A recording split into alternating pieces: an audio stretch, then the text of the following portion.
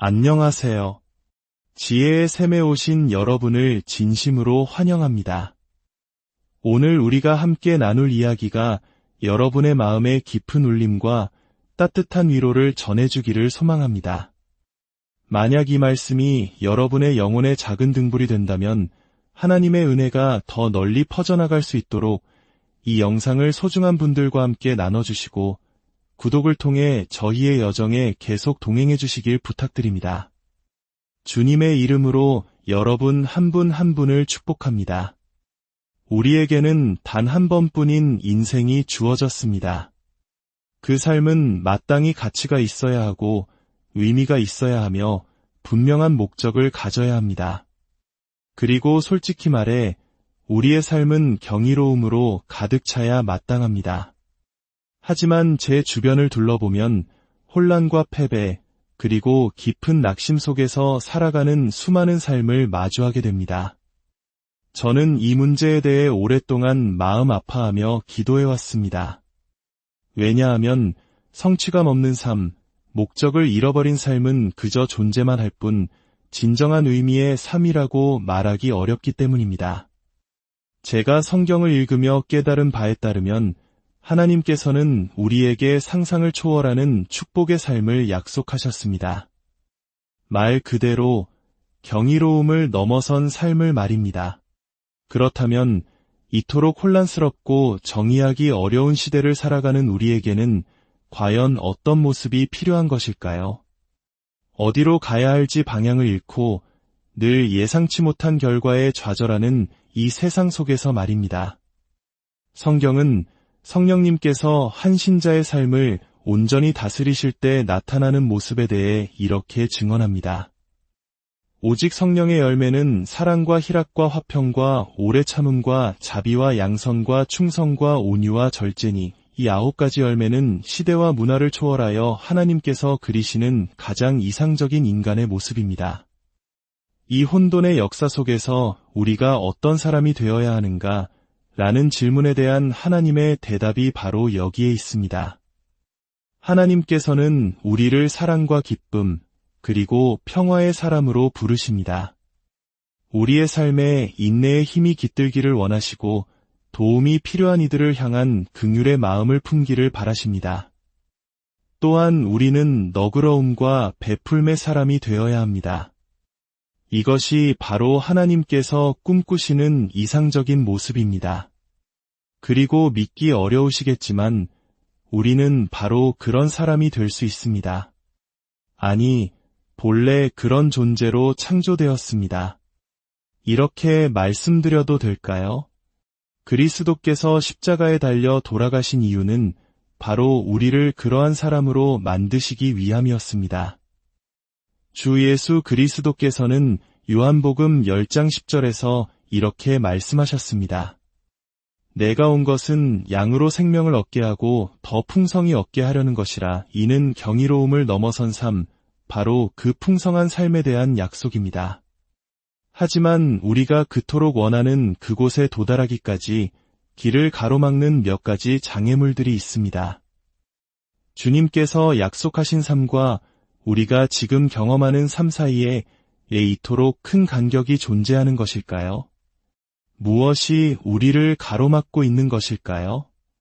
예수님께서 우리에게 주시기 위해 목숨까지 내어놓으신 그 풍성한 삶이 왜 항상 손끝에 잡힐 듯하면서도 결코 우리 손에 쥐어지지 않는 것일까요? 오늘 저는 이 문제에 대해 깊이 생각하며 우리가 이 간극을 이해하는데 도움이 될 3가지 중요한 걸림돌에 대해 이야기 나누고자 합니다. 첫 번째 걸림돌은 많은 이들이 자신의 구원을 오해하고 있다는 점입니다. 오늘날 대부분의 그리스도인들은 구원을 단지 과거 시제로만 이해합니다. 구원이란 과거의 어느 한 시점에 일어났던 사건이며 이미 모든 것이 끝난 역사라고 생각하는 경향이 있습니다. 하지만 성경은 구원을 그렇게 단편적으로 보지 않습니다. 성경은 구원을 3가지 다른 시제로 바라봅니다. 첫째는 과거의 구원입니다.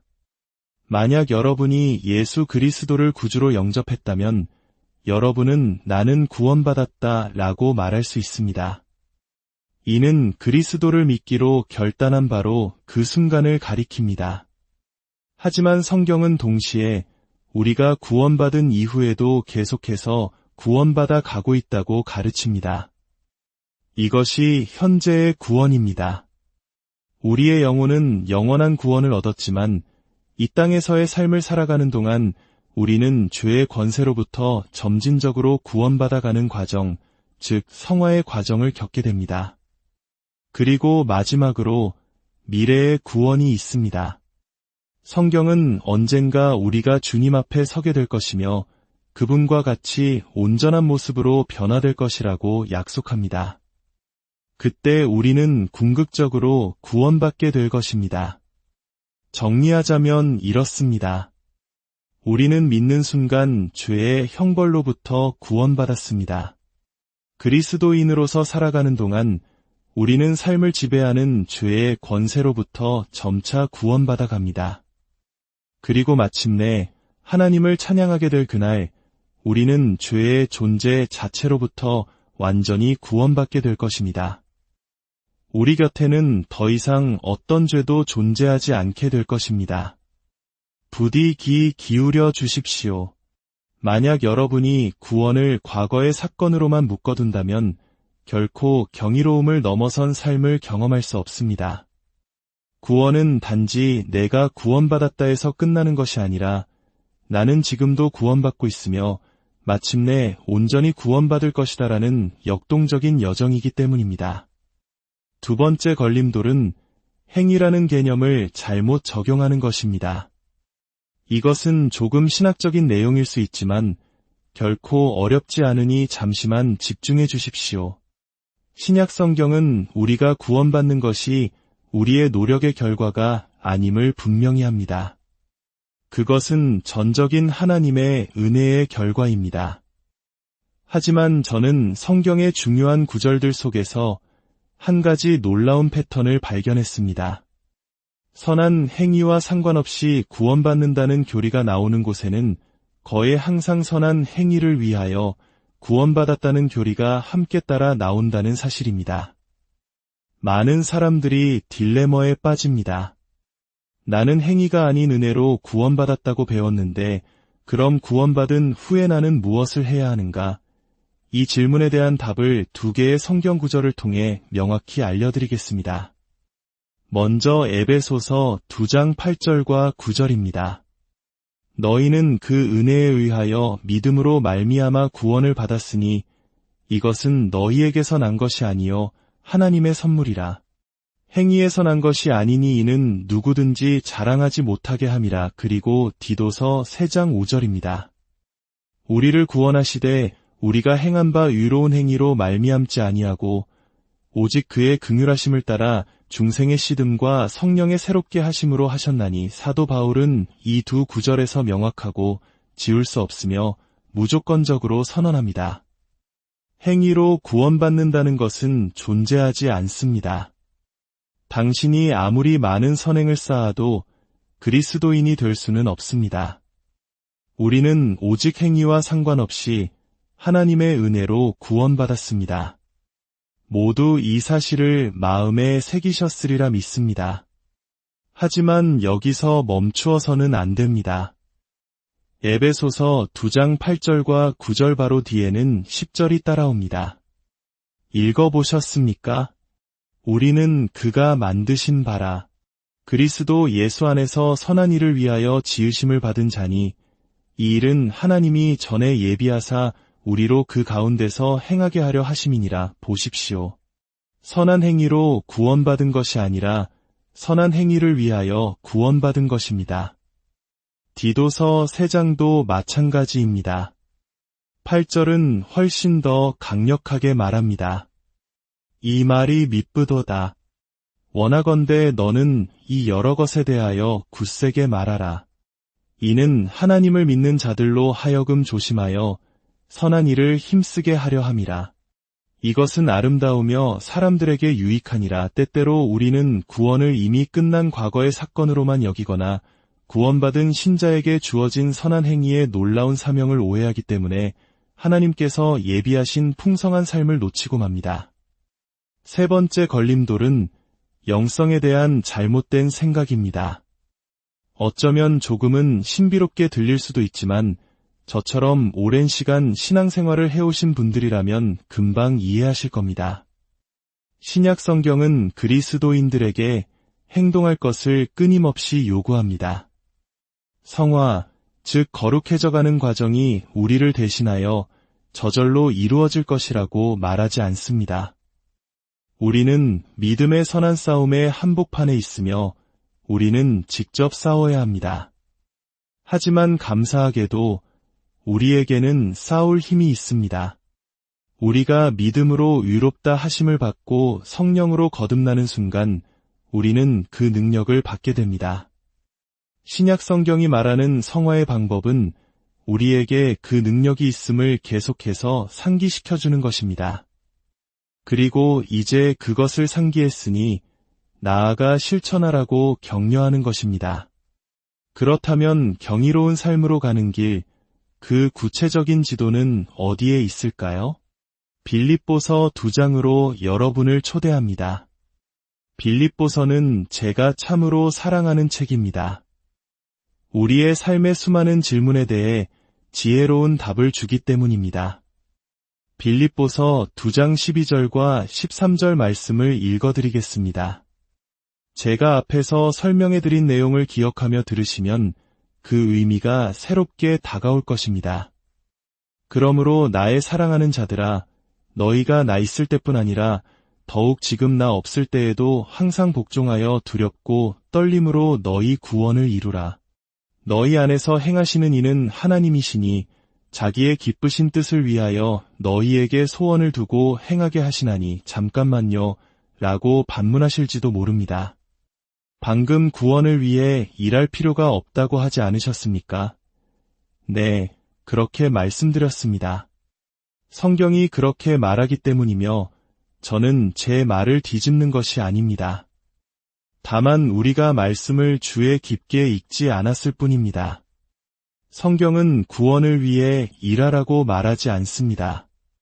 너희 구원을 이루라고 말합니다. 이것은 워커가 아니라 워크아웃입니다.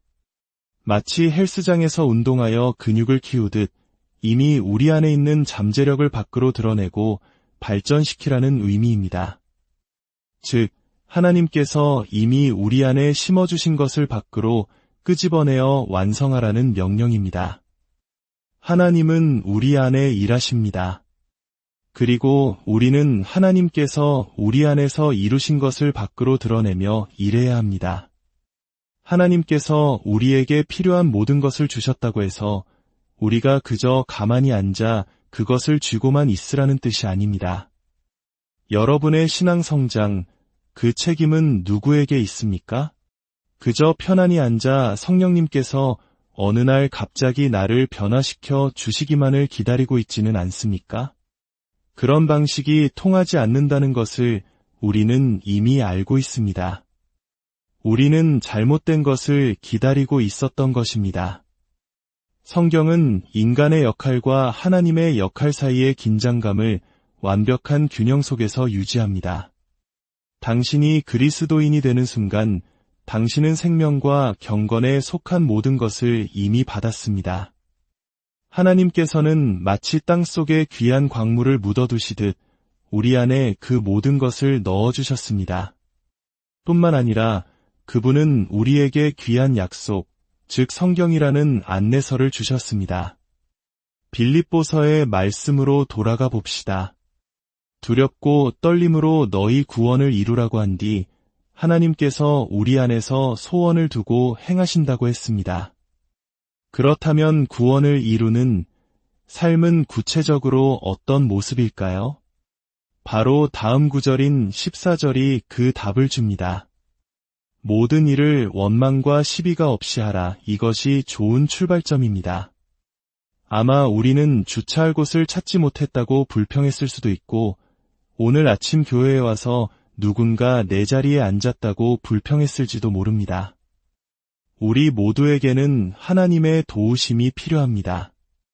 하나님께서 우리 안에 심어주신 것을 밖으로 끄집어내야 하는 이유는 그것이 아직 우리 삶에서 온전히 작동하고 있지 않기 때문입니다. 성경은 계속해서 말합니다. 우리가 이렇게 행할 때 우리는 흠이 없고 순전하여 어그러지고 거스르는 세대 가운데서 하나님의 흠없는 자녀로 세상에서 그들 가운데 빛들로 나타나게 될 것이라고 말입니다. 우리가 세상에 더 큰 영향력을 미치지 못하고 빛을 발하지 못하는 이유는 하나님께서 주신 것들을 가지고 그분의 영광과 우리의 유익을 위해 최선을 다할 기회를 진지하게 받아들이지 않았기 때문입니다. 우리는 그저 앉아서 하나님께서 우리를 그분이 부르신 모습으로 만들어 주시기만을 기다려서는 안 됩니다. 성경은 그것을 허락하지 않습니다. 수백 개의 다른 구절들이 우리에게 새 생명을 입고 옛사람을 벗어버리고 거룩함 가운데 걸으라고 명령하고 있습니다. 이것은 제안이 아니라 분명한 명령입니다. 그렇다면 우리가 삶 속에서 길러야 할 성품이란 무엇일까요? 강한 성품을 가진 사람들은 보통 절제력이 있고 불굴의 용기와 진실성, 그리고 윤리적인 힘을 가지고 있습니다. 이러한 특성들은 당신을 다른 사람들과 구별시켜줍니다. 이것들이 당신을 어둠 속에서 빛으로 빛나게 하는 것들입니다. 성품이란 마트에서 거스름돈을 더 받았을 때 정직하게 돌려주는 것입니다. 성품이란 약속을 지키고 시간을 엄수하는 것입니다. 성품이란 당신의 약속과 말을 존중하는 것입니다. 성품이란 더 쉬운 잘못 대신 더 어려운 올바름을 선택하는 것입니다. 성품이란 하나님과 가족, 그리고 공동체를 존중하는 우선순위를 세우는 것입니다. 결혼 생활에서의 성품이란 힘든 시기를 포기하고 이혼을 찾는 대신 함께 이겨내는 것입니다. 개인적인 희생이 따르더라도 가족과 친구, 동료들의 안녕을 위해 헌신하는 것이 바로 성품입니다. 성품 있는 사람은 항상 기혼자답게 행동합니다. 성품 있는 사람은 자제력과 절제력이 있습니다. 성품은 필요하다면 홀로 서서라도 옳은 것을 위해 맞설 용기를, 잘못된 것에 저항할 용기를, 그리고 그 차이를 분별하려는 노력을 의미합니다. 성품은 때로는 진실이 상처를 줄 수 있다는 사실에 민감하면서도 모든 일에 진실한 것입니다. 이기심보다 이타심을 선택하는 것입니다. 기억하십시오. 성품은 당신이 관 속에 가지고 들어가는 유일한 것이며 당신이 세상을 떠났을 때 사람들이 당신에 대해 기억할 유일한 것입니다. 우리는 이 성품을 우리 삶 속에서 필사적으로 발전시켜야 합니다. 한때 우리 사회는 성품에 대해 이야기하고 심지어 학교에서 아이들에게 가르치기도 했습니다. 하지만 지금은 어떻습니까? 성품 교육은 사라지고 기이한 인물들만 넘쳐나는 시대가 되었습니다. 하지만 그렇다고 해서 우리가 성품을 추구하지 않아도 된다는 의미는 아닙니다. 오히려 지금 우리 사회에 가장 필요한 것이 바로 성품 있는 사람들이 아니겠습니까? 저는 진정으로 성품 있는 사람이 되고 싶습니다. 하나님의 사람으로 산다는 것이 무엇인지, 그분의 성품을 닮아간다는 것이 무엇인지 배우고 싶습니다.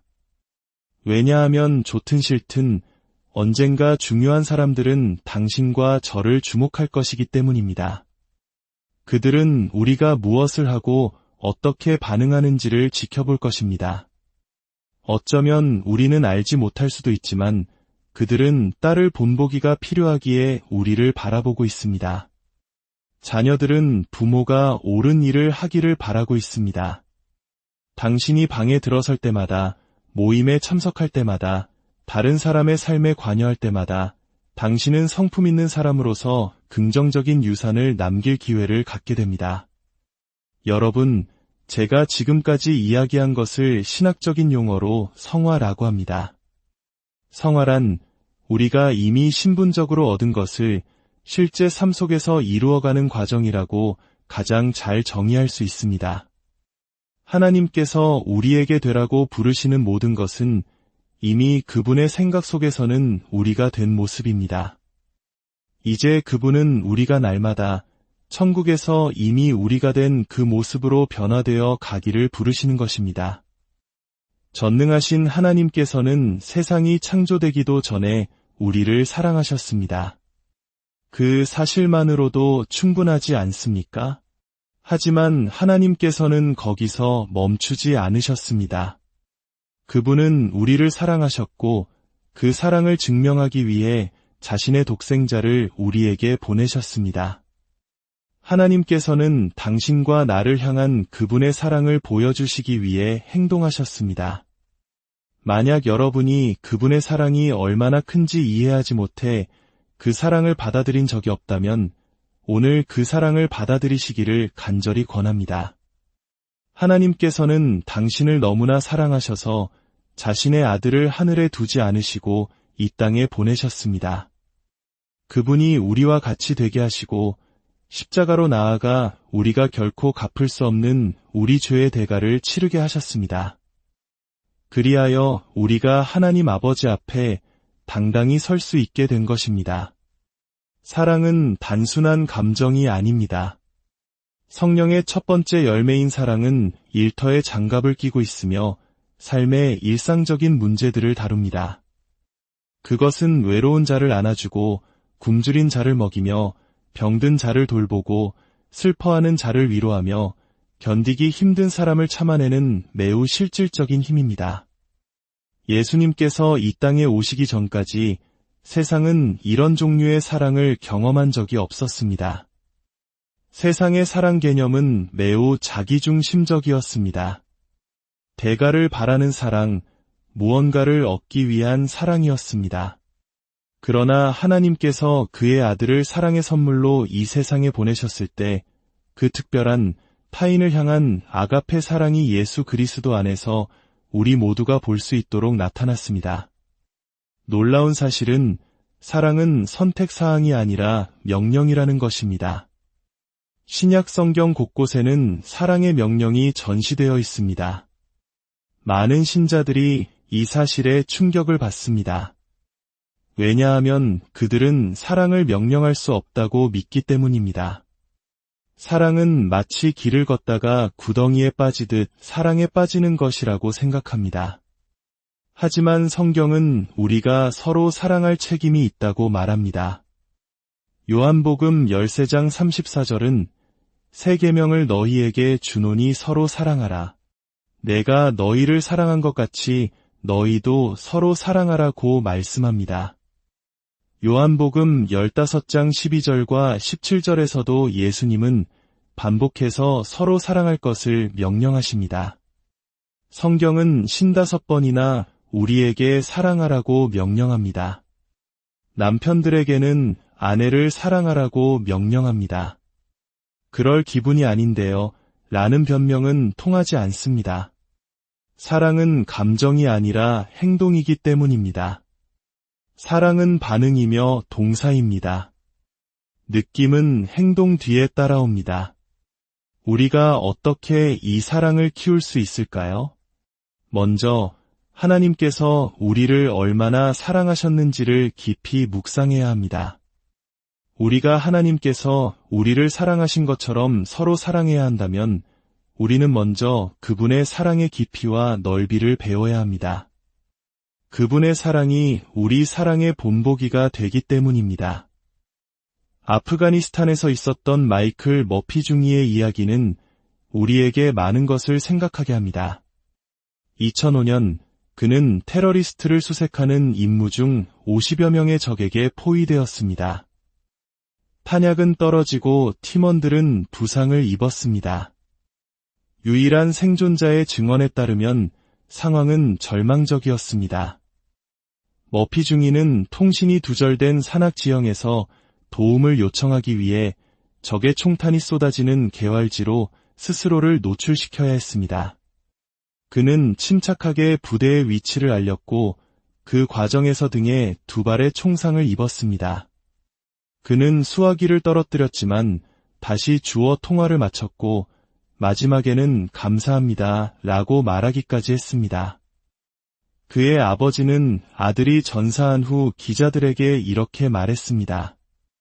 이미 배에 총을 맞고 싸우던 사람이 등에 또 총을 맞고서도 감사합니다라고 말할 정신이 있었다는 겁니다. 우리의 처지가 머피팀과 얼마나 비슷했는지 상상해 보십시오. 원수에게 포위되고 상처 입고 희망이 없었습니다. 그러나 한 분, 예수 그리스도께서 일어나셔서 두 팔을 벌려 우리를 구원하셨습니다. 예수님께서 십자가에서 팔을 벌리고 돌아가신 것은 우연이 아닙니다.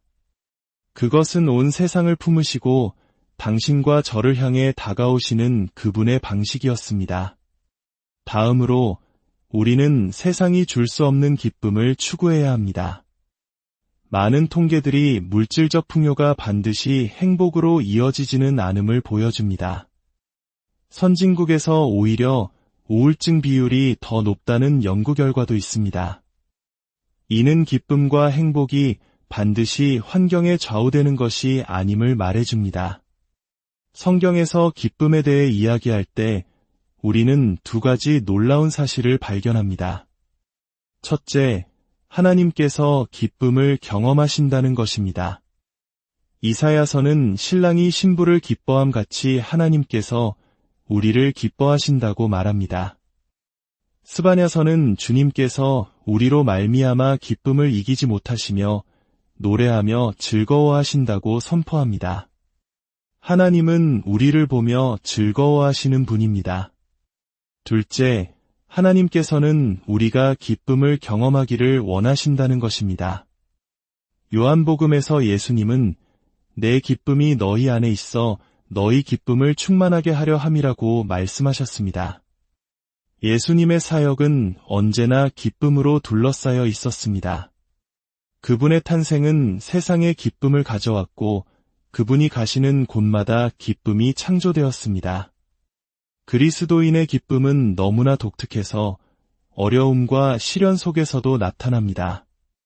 사도행전 16장에 나오는 바울과 실라의 이야기를 기억하실 겁니다. 그들은 감옥에 갇혀 매를 맞았지만 한밤중에 하나님께 기도하고 찬송했습니다. 등에서 피가 흐르고 생명이 위태로운 감옥에서 기뻐할 수 있는 종류의 기쁨, 저는 바로 그런 기쁨을 원합니다. 우리는 짐을 보고 기뻐할 수는 없지만 우리 주님 안에서는 기뻐할 수 있습니다. 이 기쁨의 원천은 예수님 자신입니다. 그것은 나의 기쁨이며 충만한 기쁨이고 결코 빼앗기지 않는 지속적인 기쁨입니다. 이 기쁨을 어떻게 얻을 수 있을까요? 먼저 여러분의 삶을 예수 그리스도께 온전히 드려야 합니다. 그분을 삶의 첫 자리에 모셔야 합니다. 그리고 여러분의 삶을 성령님께 전적으로 맡겨야 합니다. 기쁨은 성령의 열매이기 때문입니다. 주님, 여기 제 삶이 있습니다. 주님의 뜻대로 사용해 주십시오 라고 고백할 때 진정한 기쁨이 시작됩니다. 또한 하나님의 말씀인 성경을 깊이 연구해야 합니다. 이것은 기쁨에 대한 하나님의 안내서입니다. 마지막으로 다른 사람들과 삶을 나누십시오. 하나님께서는 우리가 혼자 행복하도록 의도하지 않으셨습니다. 그분은 우리가 함께할 수 있도록 교회를 만드셨습니다. 기쁨은 전염성이 있습니다. 기쁨이 넘치는 사람들과 어울리십시오. 예수님의 기쁨 바이러스에 감염되십시오. 이 모든 것의 시작은 마지막 결단에 달려 있습니다. 바로 성령님께 당신의 삶의 통제권을 내어드리는 것입니다. 우리 안에서 역사하시는 성령님의 능력을 의지하지 않고서는 이 경이로운 삶은 불가능합니다. 어머니가 피아노를 배우기 힘들어하는 어린아들을 격려하기 위해 유명 피아니스트의 연주회에 데려간 이야기가 있습니다. 잠시 어머니가 자리를 비운 사이 호기심 많은 아들은 무대 위로 올라가 그랜드 피아노 앞에 앉아 서투르게 반짝반짝 작은 별을 연주하기 시작했습니다. 관객들은 웃음과 분노가 섞인 탄성을 질렀고 어머니는 경악했습니다. 바로 그때 거장 피아니스트가 등장했습니다. 그는 조용히 아이에게 다가가 귓가에 속삭였습니다. 포기하지 말고 계속 연주하렴. 그리고 거장은 소년 위로 몸을 기울여 왼손으로는 반짝반짝 작은 별에 맞는 웅장한 베이스 반주를 시작했고 오른손으로는 화려한 멜로디를 덧붙였습니다. 연주가 끝나자 넋을 잃었던 관객들은 자리에서 일어나 우레와 같은 박수를 보냈습니다. 거장과 어린아이는 함께 어색한 상황을 경이롭고 창의적인 순간으로 바꾸어 놓았던 것입니다. 이것이 바로 하나님께서 우리와 함께 하시는 방식입니다. 우리가 아무리 경건하게 살려고 노력해도 우리의 노력은 늘 부족하게만 느껴집니다. 하지만 하나님께서 우리 삶에 들어오실 때 그분은 우리의 서투른 연주를 위대한 걸작으로 바꾸어 놓으십니다. 그분은 우리의 진실한 노력을 받으시고 성령을 통해 우리의 상상을 초월하는 무언가로 변화시키십니다. 이것이 바로 사도 바울이 두렵고 떨림으로 너희 구원을 이루라고 말한 의미입니다. 피아노 앞에 앉아 당신의 연주를 시작하십시오. 그러나 걱정하지 마십시오. 당신 안에서 일하시는 분은 바로 하나님이시기 때문입니다. 그러므로 거장이 어린 소년에게 했던 말을 기억하십시오. 포기하지 말고 계속 연주하렴. 오늘 이 이야기가 여러분의 삶의 깊은 위로와 새로운 용기가 되기를 소망합니다.